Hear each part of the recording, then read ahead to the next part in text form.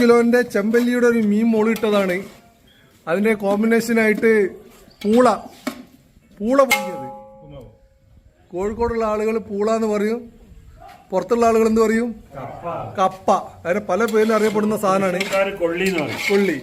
അങ്ങനെ പല പേരിൽ അറിയപ്പെടുന്ന സാധനമാണ് ഇന്നത്തെ ഫുഡ്. ആ, ഇത് ഏതാണ്ട് 10 കിലോ മീന് 32 പേർക്കാണ്. 32 പേർക്ക് 10 കിലോ മതിയാകുമോ? പിന്നെ വേണമെങ്കിൽ ബിരിയാണി ഉണ്ടല്ലോ.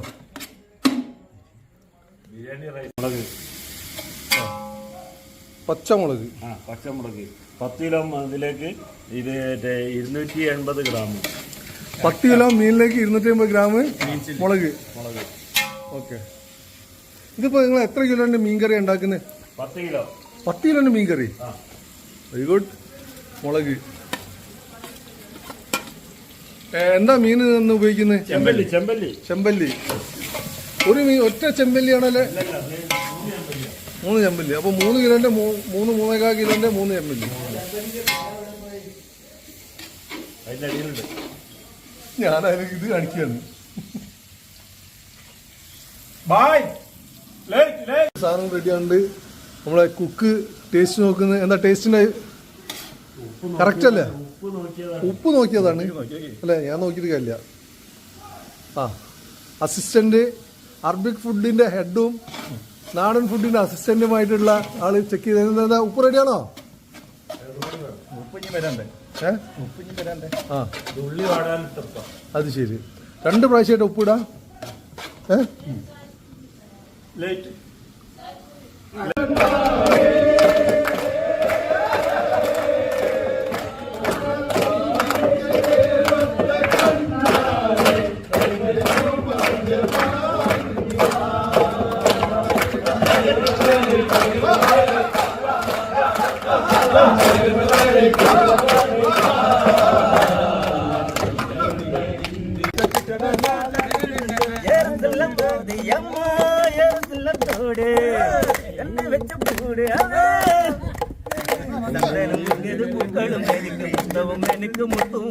മാങ്കുയിലെ പൂങ്കുയിലെ തേടി ഒന്നേ കേള് മാലയിട തേടി വരും നാളെ ഇന്ന് നാള്.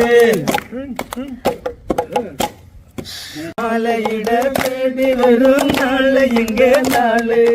മാങ്കുയിലെ തെങ്കുയിലെ തേടി ഒന്നേ കേള്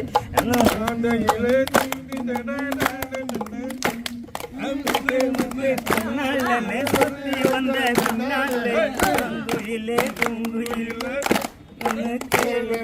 മാലയിട തേടി വരും നാളെ ഇങ്ങേ നാള്.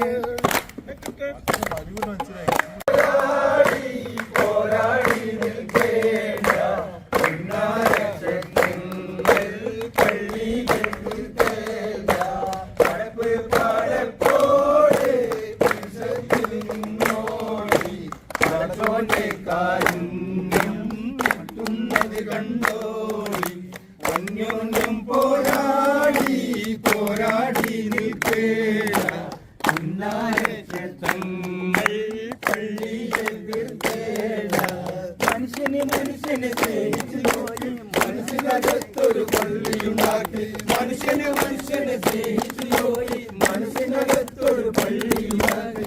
അവിടെ യാതിക്കും പേരാമെന്നാക്കി അതിയേറെ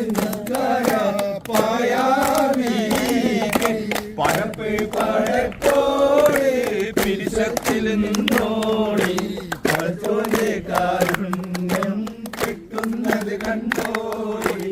അന്യോന്യം പോരാടി നിൽക്കേണ്ട പുന്നാരങ്ങൾ പള്ളികൾ തീർക്കേണ്ട. അമ്പലം മോതുകയില്ല അമ്പലവും മസ്ജിദുമെല്ലാം അന്യകാഹളം മോതുകയല്ലോ.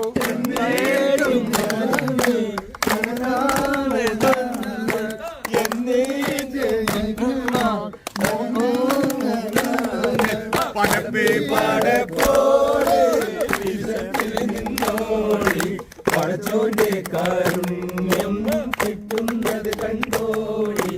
അന്യോന്യം പോരാടി പാടി നിൽക്കേണ്ട ഉന്നാരങ്ങൾ പള്ളികൾ തീർക്കേണ്ട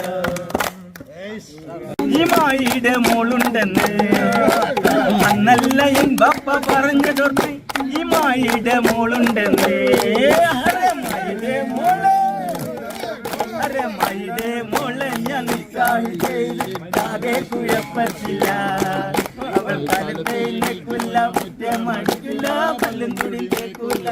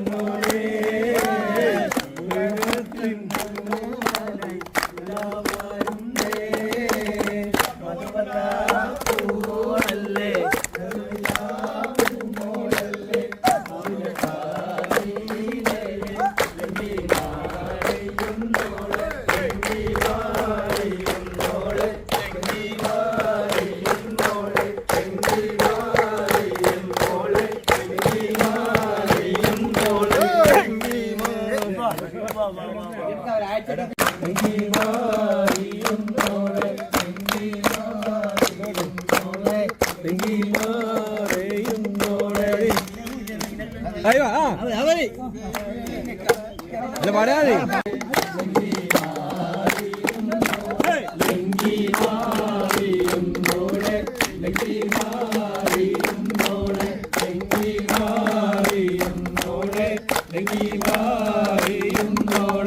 കൈയടിക്ക് കൈയടിക്ക്